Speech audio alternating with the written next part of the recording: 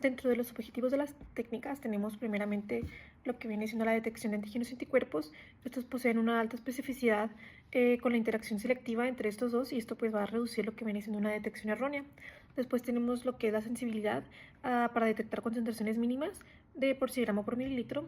Finalmente dentro de esto tenemos lo que es la identificación de enfermedades más que nada infecciosas, trastornos autoinmunes o incluso las mismas respuestas inmunitarias. Después de esto está lo que viene siendo la cuantificación de biomoléculas en cierto tipo de muestras.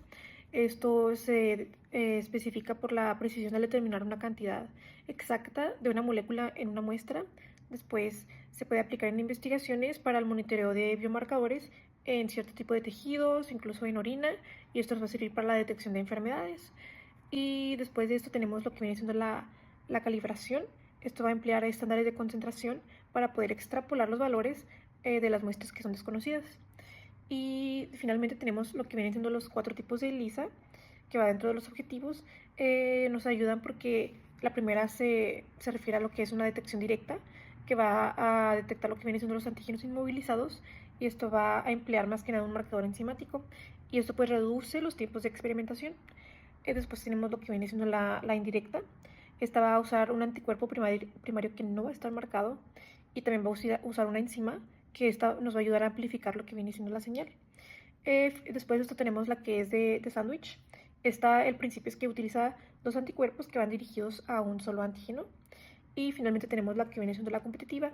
Esta más que nada mide la concentración de antígenos y esto va a ser en competencia con un antígeno que va a estar marcado y es aquí donde se va a poder medir.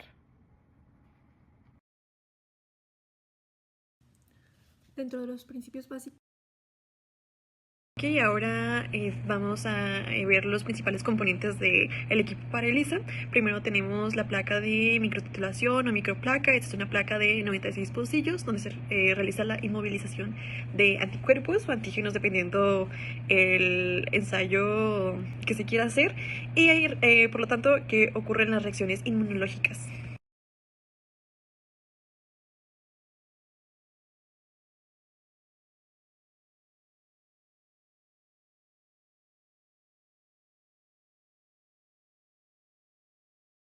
Bueno, aquí los anticuerpos, que son moléculas específicas, reconocen a los antígenos, esto por medio de ELISA. Uno de los anticuerpos está movilizado en la placa, mientras que el otro anticuerpo de detección está conjugado con una enzima.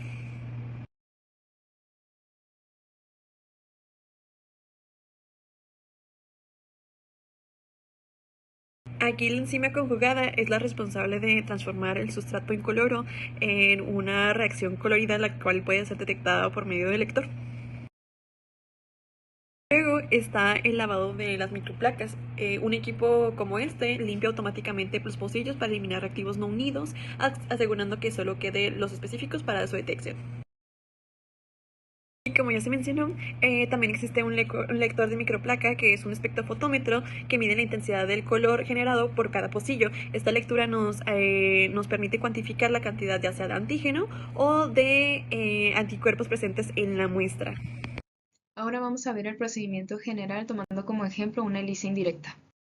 El fundamento de la prueba se basa primero que nada en la fase sólida, que aquí es donde va a darse la interacción antígeno-anticuerpo, que se va a poder visualizar ya que se le va a agregar un conjugado, que el conjugado es una enzima que está unida a un antianticuerpo, en este caso de la ELISA indirecta, y que una vez que se le agregue el sustrato, este va a actuar sobre la enzima y va a generar el cambio de color.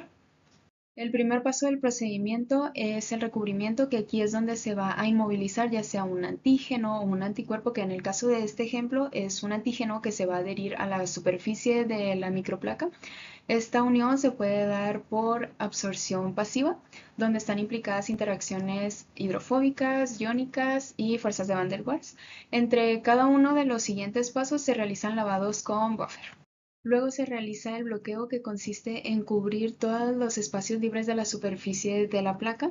Esto se hace para evitar falsos positivos y para mejorar la especificidad de la prueba. Uno de los bloqueadores que más se usa es la albúmina de suero bovino.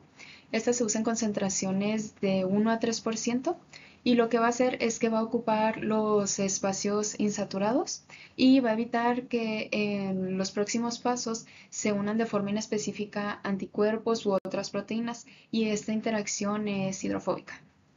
La microplaca es usualmente de poliestireno que es altamente hidrofóbico, mientras que la albúmina tiene regiones hidrofóbicas que están dadas por los residuos de aminoácidos no polares, como la leucina, la valina, entre otros.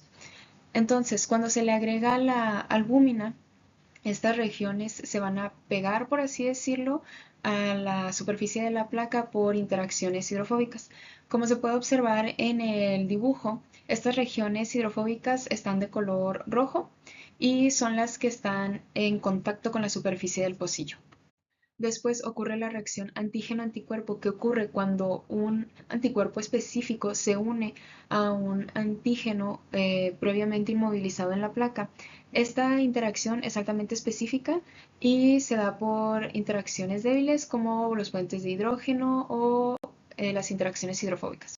Luego se va a incorporar el conjugado, el cual se va a unir específicamente al anticuerpo primario, que esta unión se va a dar por interacciones débiles entre la región variable del anticuerpo secundario y la región constante del anticuerpo primario.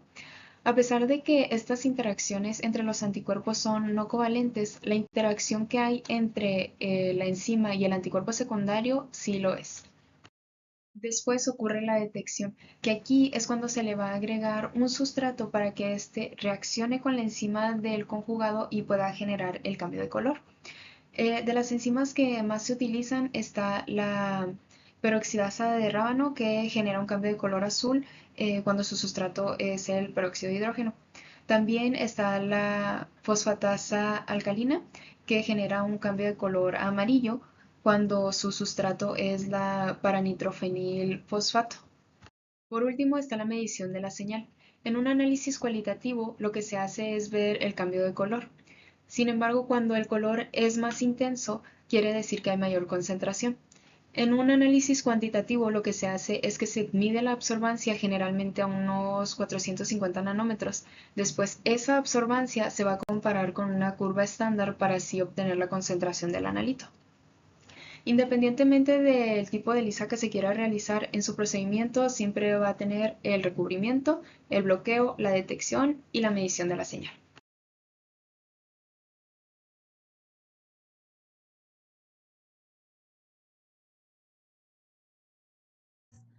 Con la prueba LISA, la cual sabemos que es una técnica inmunoquímica muy utilizada para detectar la presencia de anticuerpos o antígenos en muestras biológicas.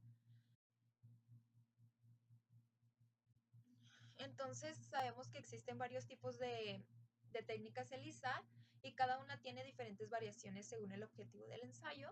Estos sabemos que son inmunoensayos que se utilizan para cuantificar la presencia de antígenos o anticuerpos en una muestra. En primera parte tenemos a la ELISA directa, la cual esta es una de las más rápidas y esta prueba es más simple y rápida de todas las pruebas, donde un anticuerpo primario marcado con una enzima se unirá directamente al antígeno de interés, permitiendo la detección o la cuantificación del mismo procedimiento.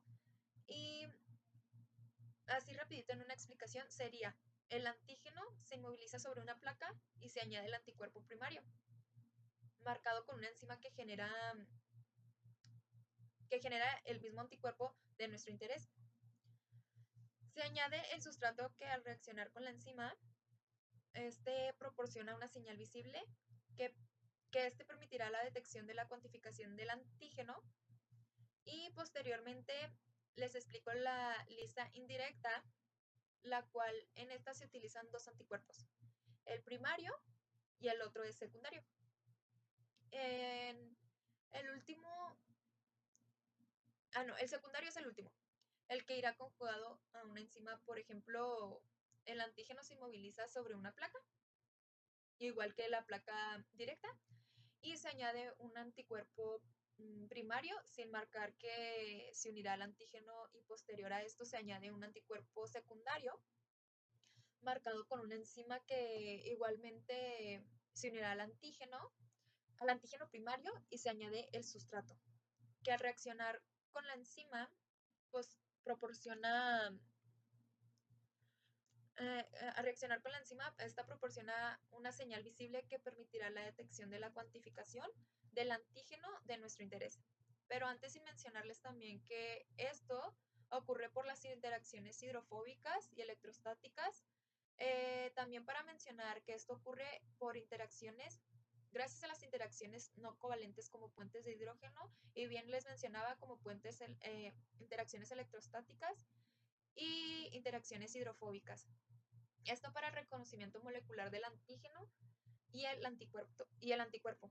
Posterior a esto, a esta explicación muy importante, pasamos a la prueba tipo sándwich, donde el antígeno queda inmovilizado entre dos anticuerpos, uno de captura y otro de detección, también conocido esto como pares de anticuerpos que se unen a dos epítopos.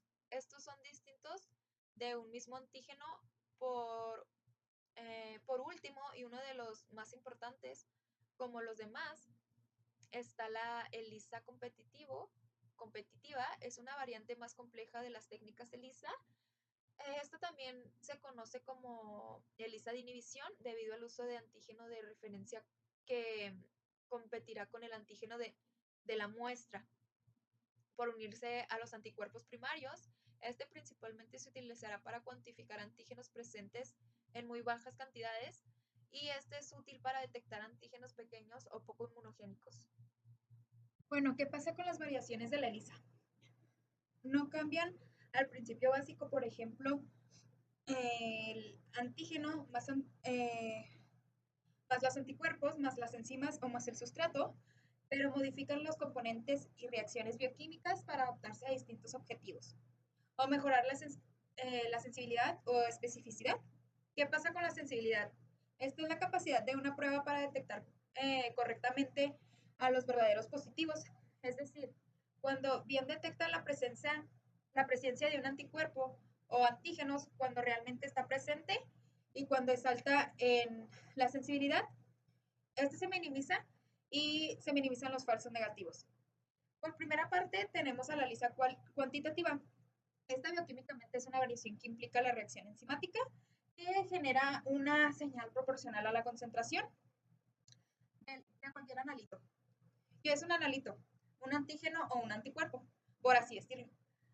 Se compara con una curva estándar obtenida con concentraciones conocidas, lo que requiere que la relación entre la cantidad del analito y actividad enzimática sea lineal, lineal en la variación de la técnica de ELISA.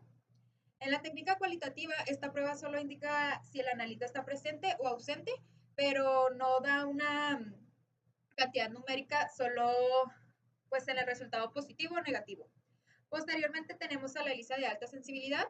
Esta variación mejora la eficacia y en la bioquímica es la detección usando enzimas más activas, sustratos mejorados o sistemas de ampliación. También tenemos la ELISA automatizada. Esto aumenta la precisión y velocidad. Es la opción preferida en los laboratorios clínicos grandes, ya que esta es más rápida y esta puede ser más controlada. Esta se puede controlar por sistemas robóticos grandes. También tenemos la ELISA multiplex, permite medir varios analitos diferentes a su misma vez. Esta es codificada con colores o señales distintos. Y por último tenemos a la ELISA inversa. Esta diferencia de la ELISA tradicional, donde normalmente se inmoviliza un antígeno en la placa, así sin inmovilizarla un anticuerpo a la placa. Por ejemplo, la unión específica en un antígeno o en un anticuerpo o la enzima conjugada. El sustrato que genera la señal es detectable y la medición de la reacción, por ejemplo, el color de la luz o de la fluorescencia, pero solamente en caso de la variación de la ELISA inversa. Muy bien, en la primera aplicación que se llega a tener del diagnóstico de ELISA es en el diagnóstico de enfermedades infecciosas. Lo que hace aquí el diagnóstico es que puede llegar a detectar las enfermedades en una etapa temprana antes de que se lleguen a dar los síntomas clínicos, analizando a los anticuerpos que se desarrollan para estas enfermedades. Donde es más usado es en el VIH, en el hepatitis B y en el caso de cuando sucedió de la pandemia fue que también en el COVID-19 se llegaba a aplicar mucho esta técnica de ELISA. Una segunda aplicación que se llega a dar es en el desarrollo, en la detección de enfermedades autoinmunes, ya que es muy útil, ya que llega a señalizar de una manera muy específica a estos mismos anticuerpos, tales llegan a ser en el caso de la artritis reumatoide o en el lupus eritematoso sistémico, donde llega a analizar estos mismos que reaccionan ante el cuerpo, estos autoanticuerpos, entonces es donde aquí llega a ser muy útil. Otra aplicación que se llega a tener de ELISA es en la cuantificación de citoquinas y de moléculas inmunológicas. Como se conoce, las citoquinas llegan a ser proteínas sumamente pequeñas, entonces ELISA, a ser muy sensible, es capaz de llegarlas a detectar. En casos donde se analizó, donde fue muy usado, fue en el COVID-19, ya que llegaba a medir a las citoquinas, específicamente la interleucina 6 o a la TN alfa, si es que se tenían en niveles muy elevados, es conocido como una tormenta de citoquinas. Y otro ejemplo llegaría a ser una inmunoterapia contra el cáncer, ya que la que se analiza era el interferón gamma, entonces se podía ver si es que estaba reaccionando adecuadamente hacia esta inmunoterapia. Otra aplicación es en el diagnóstico de alergias, ya que aquí ELISA analiza el IgE o inclusive algunos IgE específicos que llegan a reaccionar contra alimentos o animales o entre muchas cosas más. Entonces, al momento de usarse, se puede conocer si es que la persona sufre de algunas alergias sin que ésta llegue a ser expuesta de una manera peligrosa. Otra aplicación que se llega a dar para ELISA es en verificar la eficiencia de algunas vacunas, ya que al momento en el cual una persona es vacunada, lo que hace ELISA es que cuantifica los anticuerpos que se está desarrollando tras ser inmunizada. En ejemplos, podría ser del papiloma humano o de la hepatitis B, que una vez la persona sea inmunizada, se analiza mediante ELISA para cuantificar que los anticuerpos se estén desarrollando de una manera muy adecuada. Y por último, otra aplicación sería en investigaciones biomédicas, ya que aquí se analiza ciertos medicamentos, ciertos biomarcadores, para así ver, para así cuantificar las proteínas que estén desarrollando de una manera experimental y que pues estas estén adecuadas para después sacarlas al mercado.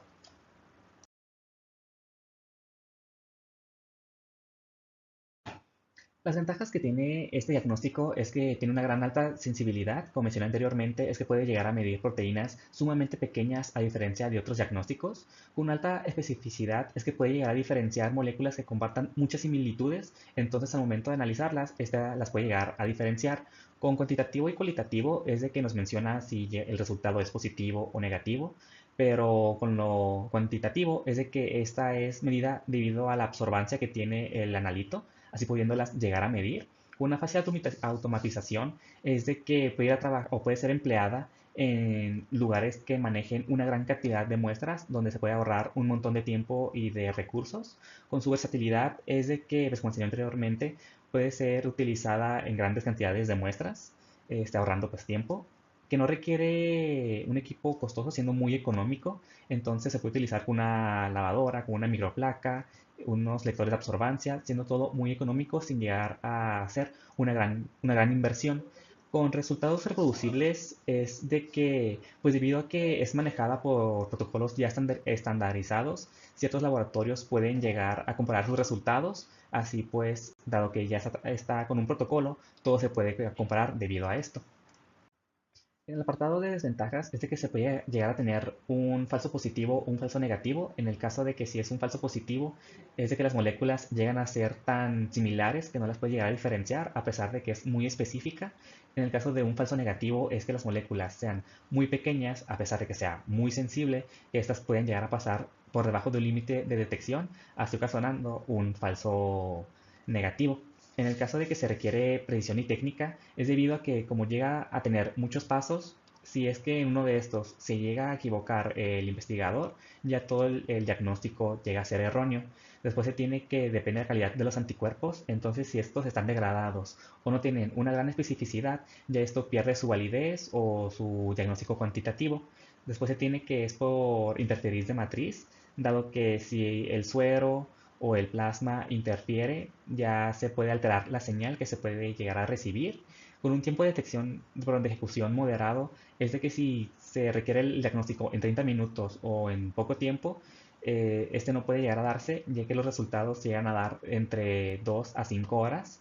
Y por último, tenemos que no da una información estructural.